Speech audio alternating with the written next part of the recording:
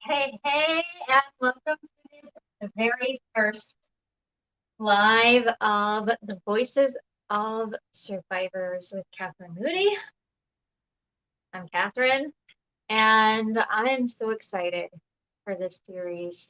We're really giving a voice to survivors of domestic abuse, and that can range from anything like emotional, physical, mental, financial, cultural, religious. I mean, the list goes on and on, really, of different forms of abuse and things that people use or abusers use to manipulate others into doing what they want. So today is really about sharing my story and my journey with abuse, which is a long one.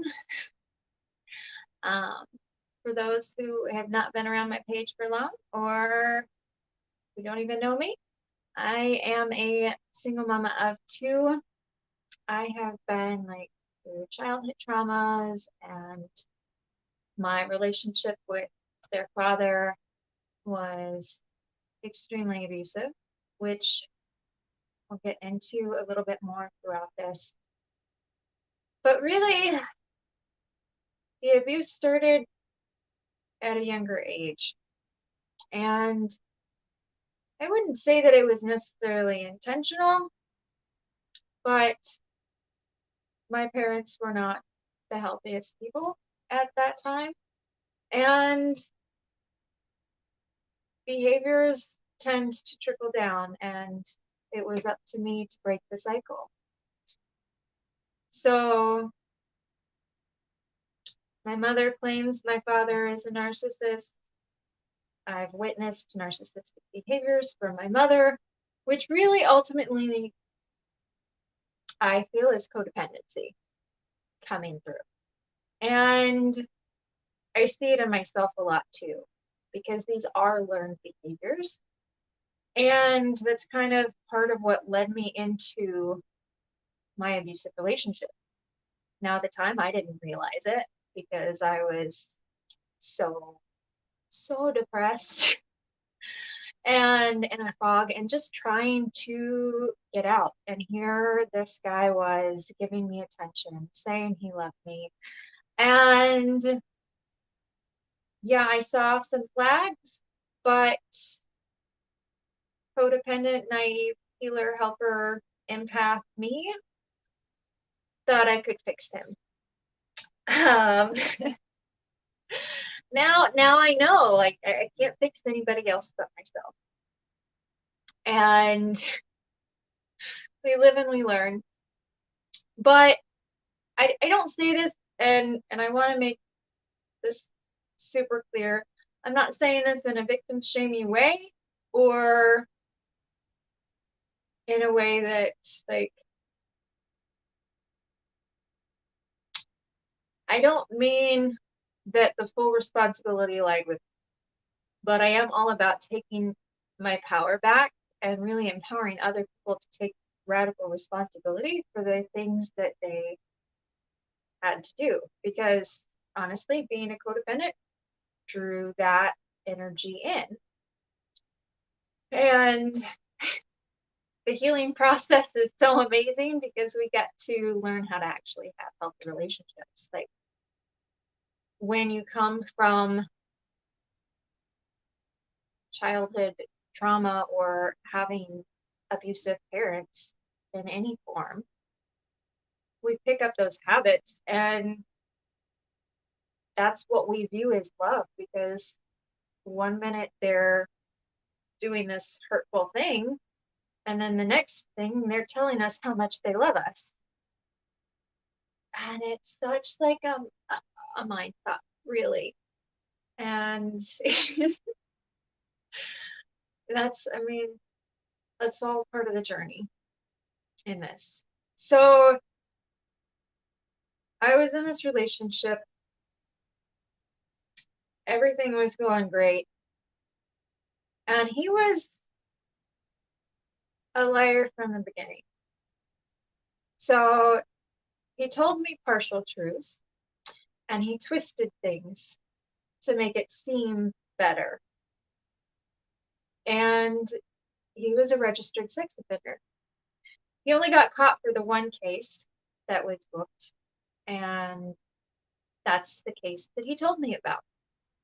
Only he downplayed it because he said that she was like 15, if I remember right, that he told me, and he was like 20, which should have been a red flag, right, from the get-go. But he was remorseful and said he was changing and all the things that, I wanted to hear. And I always believe that people can change. People can go from being a drug addict to a motivational speaker and totally flip their lives around, right? So people can change. The key is they have to want to change. And like from reading the Breaking the Habit of Being Yourself, there's a lot that goes into change when you've lived your whole life in this pattern. Well, 4.5 years later, 2 kids, and a lot of lies and uncovering the truth about the extent of his behaviors and his abuse, and then realizing how many guilt trips he had put me through, and the gaslighting, and all like the love bombing, and then playing victim, and all the different things that played in over those 4.5 years. I realized he wasn't going to change. And I remember the last straw was realizing that I could never trust him alone with my kids. Ever. Because when he moved to the state that I was living in at the time, he ended up having to go through the therapy, which was a group course. And that's when like the rest of the stuff came out and the exact number of victims he had. And that's when I started really connecting the dots to all the other abusive patterns that he had. And that was the final straw, as well as seeing my parents go through a divorce as well during that time. And picking up the patterns that my mom was saying that my dad did, and realizing that I recognized some of those behaviors in my own partner at the time.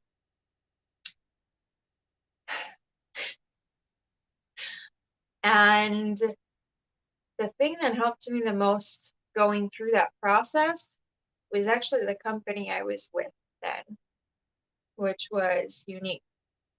And their foundation is actually to help women who were sexually abused as children. Now I'm with this company and I love their mission, and then I'm like, okay, but I'm doing this double standard thing. Like, how can I support this foundation and love what it stands for, and then I'm still married to this guy? Didn't really add up. And the more I started learning and the more I started recognizing that he wasn't ever going to change, I knew that I had to get out for my kids. Because even if I didn't value myself at the time, I wanted to protect them. And they were my everything. And they were the only thing keeping me going, because I was so far in the depression. And like, I didn't know that I was on the spectrum then. So there was so much like overstimulation. There was no real schedule. There was nothing keeping me grounded. And I didn't even really know what grounding was then either. I've learned so much since getting out of that relationship. And that company, like being a part of that business and the community that we were on, we were, encouraged to do all these different self-help books. And I remember one that really helped me during that time was Mel Robbins' The 5-Second Rule. I haven't read that. I mean, it's not specific to abuse, but it is super helpful when you're trying to get your life back together and learning how to actually live your life rather than ending up in burnout cycles and in bed all the time because you can't push yourself to get out of bed from dealing with all the things. And it went on from there, reading book after book, researching, and honestly, a lot of stuff from Pinterest, like just looking up different forms of abuse and kind of recognizing those things and how in return they had, things for how to heal from them here and there. And really like getting a set routine for myself after that point with my kids, with my work, and trying to find the balance in everything was instrumental to getting me back on my feet after finally making the choice to leave. And aside from that book, I'd say doing more things for myself and the self-care. And at the time, I really wasn't in a place where I could deal with the emotions. So a lot of it got repressed. And then further on in my journey, I started unpacking things. And that's when the real healing came. And it happens in layers. And it's not linear in any way. So just know that if you're in the thick of it, or if you're in those beginning stages, it's okay to put a pause on the healing, to just go through the motions and get your life on track. And when you're ready to dive deep into those, the only way to really heal is to feel through it. And you can do that in a number of ways. There's, moving your body, there's doing meditation, there's reading all the books because there are lots of them out there.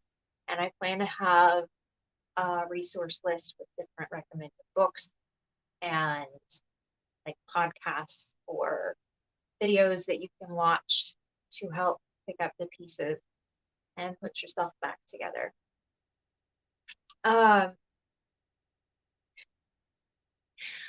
From there, though, I did a lot of energy work.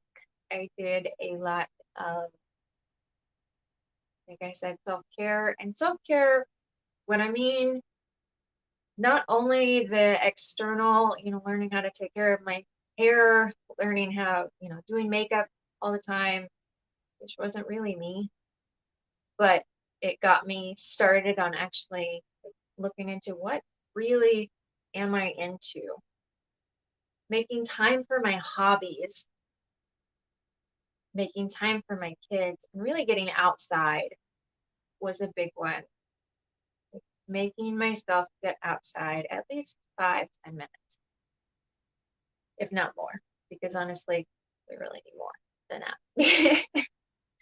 But connecting with nature is huge for really grounding yourself and healing. It's like nature is where we were supposed to be in all reality. But that's a different topic. And yeah, so those were the main things that helped with getting out is knowing that I needed to make the choice for my kids' safety, knowing that if I stayed, I was going to continue the cycle of normalizing these behaviors as being love. And then I needed to find healthier relationships and get out of my depression. And really realizing that I was depressed and just in survival mode, which is totally cool. Survival mode is there for a reason. It's good for a time, but then when you're ready to break free from that survival, there is thriving on the other side. But you got to feel through it. You got to do the personal development and the inner work, which can come from changing your environment. And as Breaking the Habit of Being Yourself talks about, you have to have the body and the mind working together, which takes time and it takes practice and it takes a lot of self-love. So in saying all this and wrapping this up for the things that have helped me, I would like to invite you, if you have been down that road, to do an interview with me and share your voice, or fill out my form and we can share it anonymously and I will just read it out on a live like this. Or again, you can join me one of these weeks. We're going to be here Thursdays, 8 p.m. Eastern time.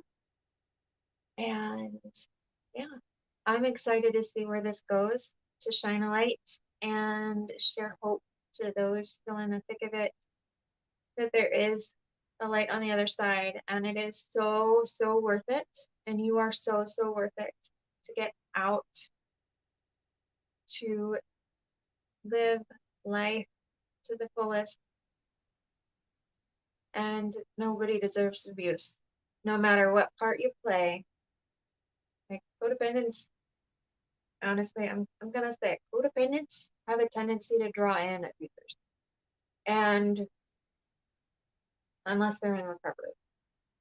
Recovering codependents are better at setting boundaries, and that's a big thing going out of abusive relationships, is learning how to set healthy boundaries.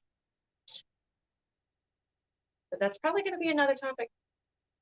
I'll make another live on that. All right. Again, reach out to me or fill out the form if you're open to sharing your story, or if you have a question and you're in the thick of it and want a safe way to anonymously ask your questions or ask for support, then you can do so through the form below. And I'll be in touch. All right. Have a great night.